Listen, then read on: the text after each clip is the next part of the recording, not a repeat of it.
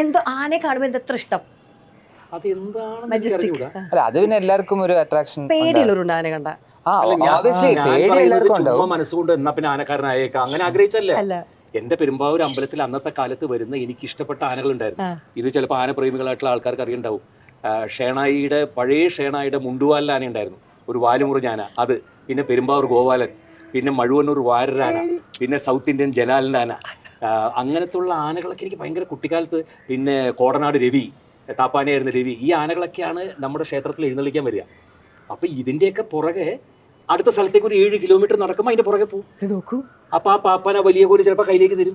അതും പിടിച്ചോണ്ട് പുറകെ നടക്കും. ഭയങ്കര പ്രൗഡാണ്. അത് കയ്യിലേക്ക് തന്നു, അതും പിടിച്ചു കൊടുക്കും. അടുത്ത സ്ഥലത്ത് അതിനെ കഴുകാൻ ഇറക്കുമ്പോൾ ചകിരി എടുത്തു കൊടുക്കും, കല്ലെടുത്ത് കൊടുക്കും വരയ്ക്കാൻ വേണ്ടിയിട്ട്. പിന്നെ ഉരച്ചോളെന്ന് പറയും, അത് വരയ്ക്കും. ആഗ്രഹം വരുന്നത് അന്ന് പെരുമ്പാവൂർ ഭാഗത്ത് എത്ര ആനകളുണ്ടായിരുന്നു.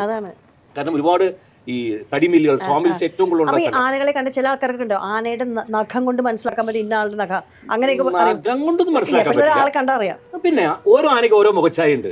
അത് ആനയെ അറിയാവുന്നവർക്ക് അറിയാം. ഇല്ലില്ല, അത് ചുമ്മാ പറയുന്ന നുണയാണ് പറയുന്നത്. സത്യം ആനപ്രേമികളായിട്ടുള്ള ആൾക്കാർ ചോദിച്ചു, ഞാൻ കേട്ടിട്ടുണ്ട് ഏകദേശം ഒരു 1/2 കിലോമീറ്റർ അപ്പുറത്ത് ഇന്ന ആനയാ വരുന്നത് പറയാം. നെറ്റിപ്പട്ട കെട്ടിയാൽ പറയാൻ പറ്റില്ല, അല്ലാതെ പറയാം. പറ്റും.